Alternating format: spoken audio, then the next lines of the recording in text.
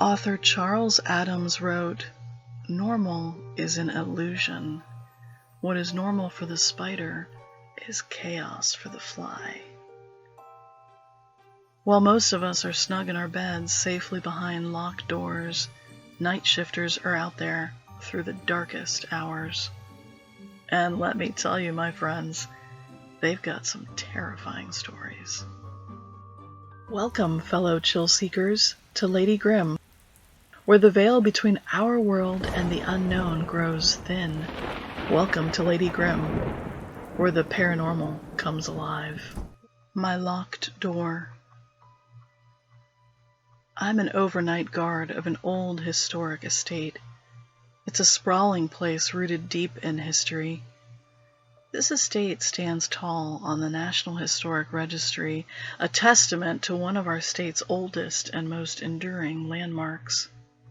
With its grand, imposing house, sturdy barns and stables, and even its old wooden beehives, the estate and its history are well known.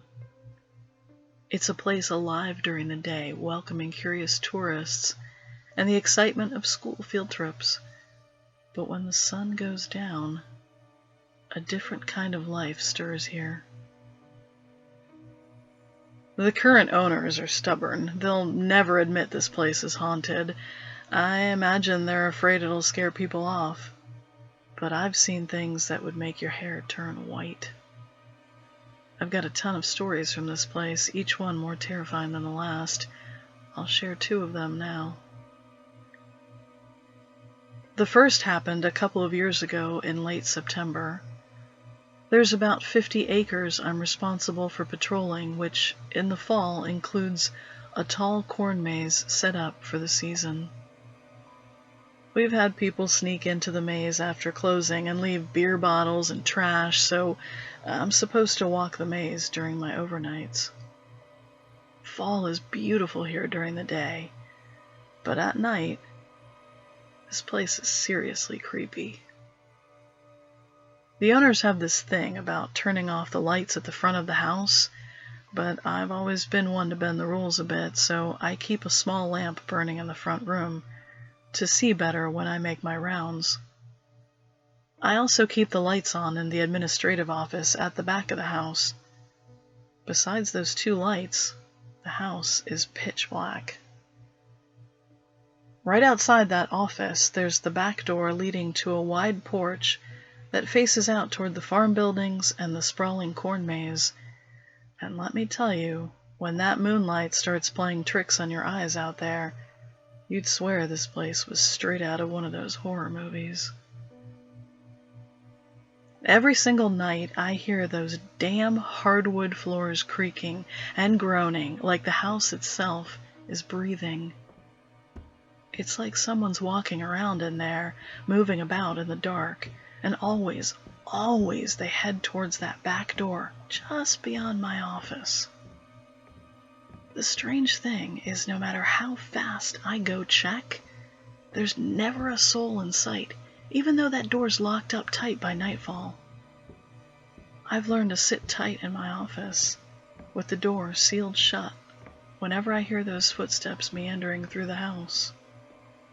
Usually, whatever it is, or was, leaves me alone, like it doesn't mind my presence. Until this one night.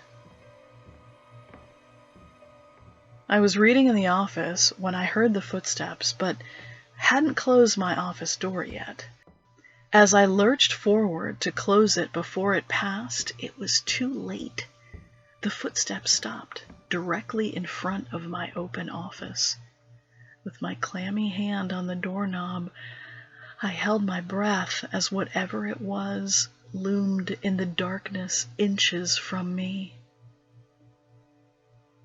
As my eyes scanned the darkness, I sensed I was breaking some unspoken rule, altering our peculiar understanding. The rule was simple, and I had broken it. Never look. But like a gruesome car wreck, I couldn't look away. I heard it veer away toward the back door and watched as the locked doorknob twisted The door swung open, and relief washed over me. I felt like I'd avoided something catastrophic. I could hear my breathing again, and I stepped into the darkness to shut the back door. But again, I couldn't resist that urge to take a peek. I quietly stepped onto the porch, looking into the darkness of the night. There it stood, right at the entrance of the corn maze, among the pumpkins, and the friendly scarecrow was this figure, shrouded from head to toe in an old beekeeper's getup. I knew it wasn't human, even though it was covered head to toe. It seemed to know I was watching, and it turned to face me, flickered like a ghostly image on an old TV, then, without warning, started gliding towards me, moving in a way no human could. I scrambled back into the house, slamming both doors shut, first the porch door, then my office door, which I locked. I waited there, my heart pounding in my chest, but the house was silent for the rest of the night. Since that night, those footsteps are my nightly torment, marching steadily towards the back porch, pausing just outside my office door. I can feel a heavy stillness as it lurks just beyond the thin wooden door. The seconds drag on as I wait with my heart in my throat to hear the footsteps resume again. But every night, those steps move on to the back door. I hear the click as the lock door gives way. My office door may not offer much protection, but it's a feeble comfort during my long night shifts. I know my flimsy office door lock can't stop it if it ever decides to pay me a visit. God, I hope that day never comes. The corn maze. Since that night, I occasionally see the beekeeper on the property, but never in the corn maze. I usually check it just after dark because somehow it feels less scary then. I wish I could say the beekeeper is the only thing on this property. That corn maze isn't super complicated, and I've walked it nightly for years, once it gets set up in the fall. But when you're terrified, it's a different story altogether. I was walking the maze just past 1 a.m. one night, having started my shift late that day, and thought I heard someone behind me. I backtracked a few turns, thinking maybe someone had snuck in like the owners feared.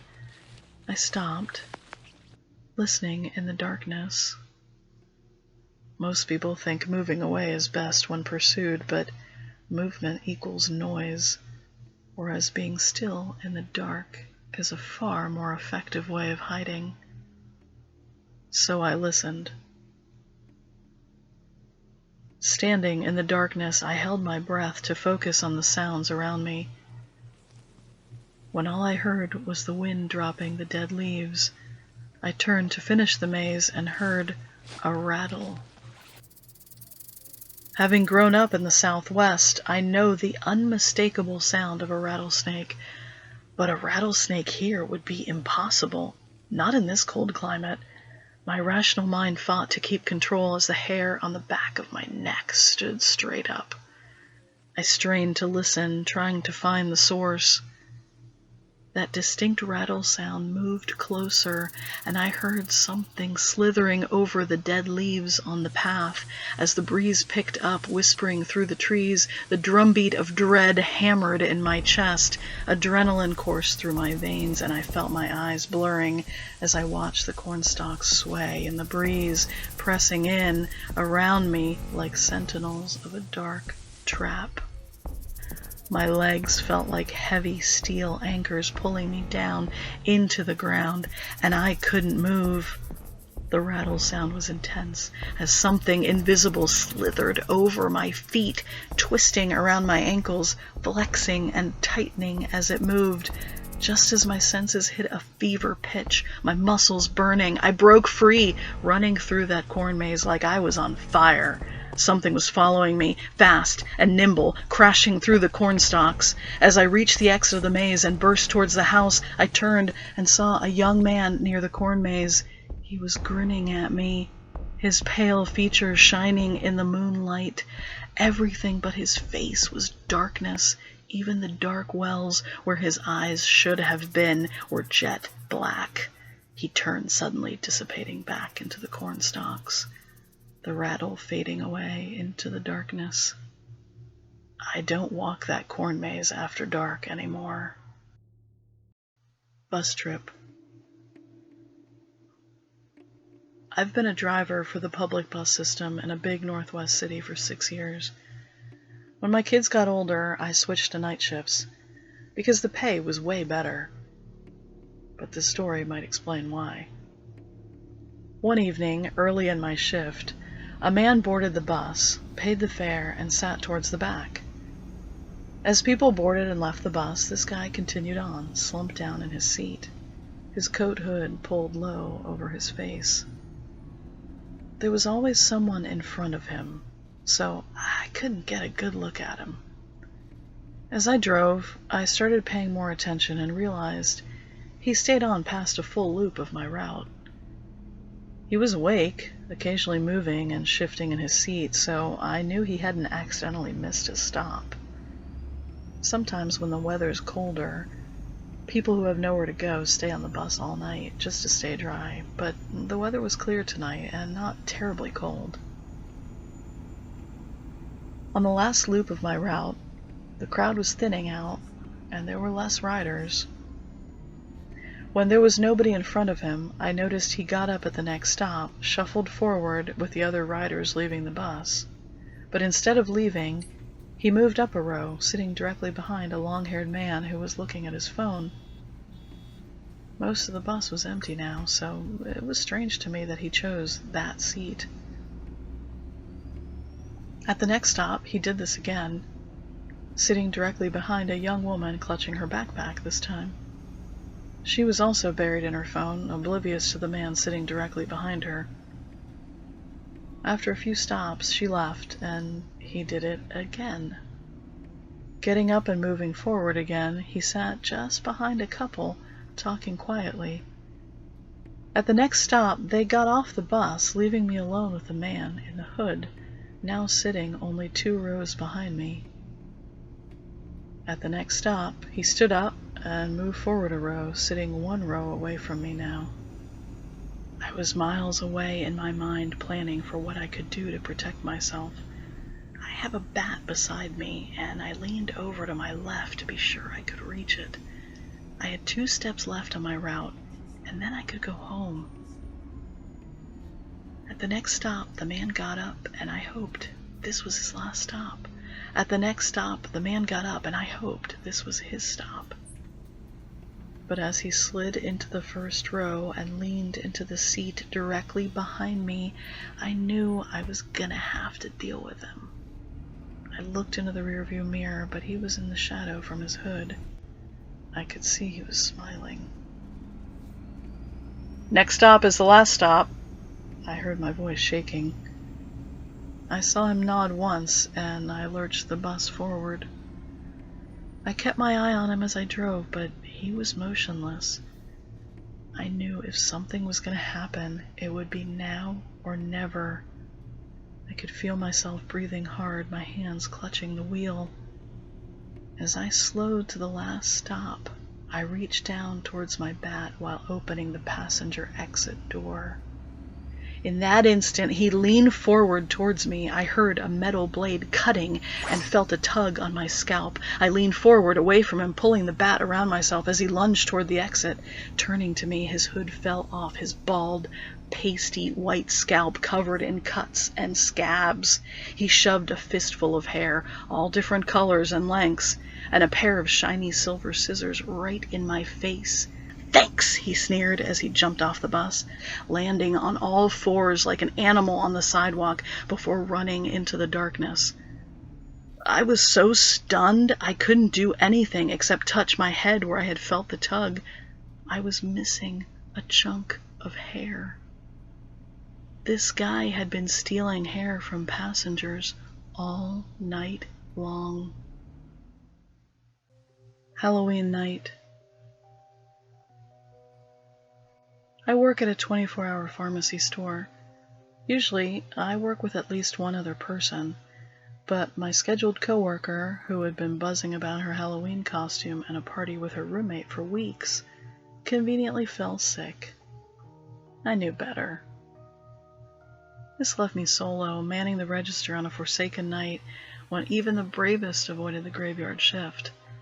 Early hours buzzed with activity, but as the sun went down, the store was dead.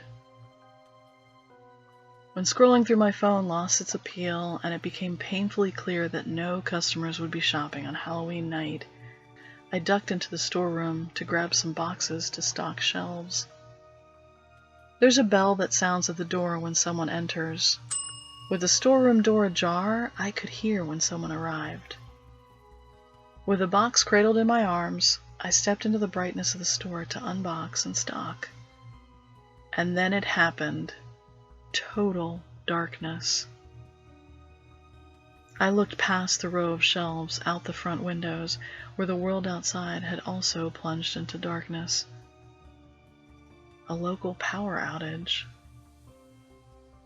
I felt relieved when the emergency lights kicked on, their feeble glow casting eerie shadows in the dim store. But as I looked out the window again, I felt a knot of dread in my gut. Those emergency lights were exclusive to my store.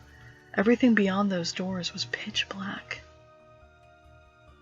I fumbled for my phone and punched in my manager's number as I walked to the back to grab my bag. There was no way I was going to stay here in the dark all night. As I got her voicemail, I heard the bell's faint chime echo from the front of the store. Pivoting, I scanned the entrance, but there was nobody there. "We're closed." There was no response. The dimly lit store seemed to hold its breath, heavy with something ugly. I was about to step out from the back, thinking maybe whoever had come in hadn't heard me, when I saw them. 3 figures carrying bats rushed feverishly at me, moving unnaturally fast. Without thinking, I bolted for the back room and slammed the door shut just in the nick of time. The tiny office was little more than a glorified closet, a cramped, windowless space filled with nothing but a desk, some shelves, and thankfully a heavy metal door. I leaned against it at first, but with each drumbeat strike on the door, I felt the vibrations ripple through the walls like shock waves. The relentless pounding made me step back as far as I could. I tasted terror in every ragged breath, trapped in that suffocating coffin of an office. My back was pressed against cold, unfeeling shelves, their edges digging into my flesh as if trying to reach my bones. Time warped in that claustrophobic dark space, my hands clenched into fists, nails dug into my palms, anchoring me to reality.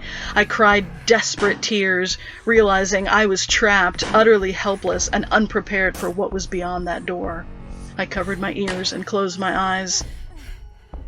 After several loud strikes against the door, everything fell silent. In the darkness, I uncovered my ears, straining to hear anything. But there was nothing. No whispered conversations, no telltale footsteps, nothing but an unnerving vacuum of sound. My trembling hands fumbled through the darkness, searching for that reassuring feel of my phone to dial the police. The seconds stretched agonizingly as I waited, unsure if I was alone again or if they were baiting me to come out. When the police finally arrived, the store was calm, intact. Nothing seemed out of place, nothing stolen or even disturbed. It was as though my attackers had been swallowed by the darkness. But the gouges and dents in the metal door were evidence enough. The doorknob almost wrenched clean off. I'll never know why they singled me out, but I do know they were dangerously close to breaching that office.